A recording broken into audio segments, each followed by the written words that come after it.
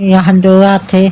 यही वाक़या दीगर कुतुब तवारीख़ व सीर में इस तरह मरकूम है कि इमामुल अंबिया सल्लल्लाहु अलैहि वसल्लम एक रोज़ बेटी के घर तशरीफ़ ले गए। सैयदा ताज़ीम के लिए उठी। मोहम्मद अरबी ने बेटी के हाथों को बोसा देकर फरमाया, बेटी कैसा हाल है? अर्ज़ किया, बच्चे भी 3 रोज़ से भूखे हैं। इमामुल अंबिया सल्लल्लाहु अलैहि वसल्लम के दिल पर एक चोट सी पड़ी और फिर बारगाह खुदावंदी में दुआ के लिए हाथ उठा दिए और अर्ज़ किया, अल्लाहुम्मा अंजला अला मोहम्मद व अहले बैतिही कमा अंजलता अला मरियम बिनते इमरान।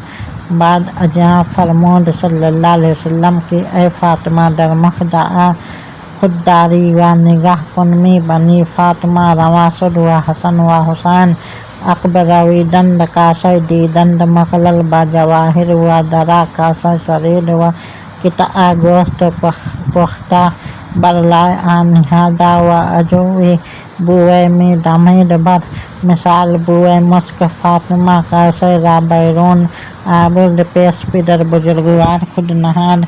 या अल्लाह मोहम्मद व अहले बैत मोहम्मद अलैहिस्सलाम पर रिज़्क़ नाजिल फरमा जैसे तूने मरियम बिनते इमरान पर नाजिल फरमाया। महबूबे खुदा की दुआ थी। कैसे मुस्तरद होती जवाहर निगार बर्तनों में पका पकाया खान नेमत बारगाह बिनते रसूल में हाजिर हो गया।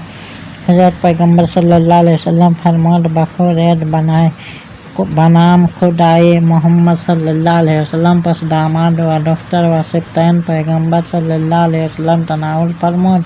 दुआ के बाद हुजूर सल्लल्लाहु अलैहि वसल्लम ने बेटी को मुखातिब करके फरमाया, जरा अपनी कोठरी में तो निगाह करो कि तुम्हें क्या नज़र आता है।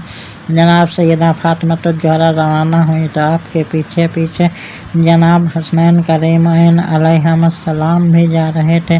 अपने कोठरी में पहुंचकर देखा तो एक जवाहर निगार प्याला शरीर से भरा रखा हुआ है और उसके ऊपर पके हुए गोश्त का टुकड़ा रखा है और इसमें से कस्तूरी जैसी खुशबू निकल कर फैल रही है।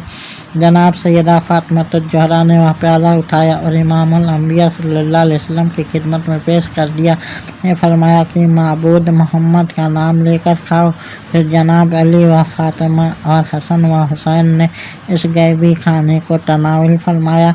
मारजुन नबूवत जिल्द 4 सफ़ा 1 रोज़तुस सौदा सफ़ा 97।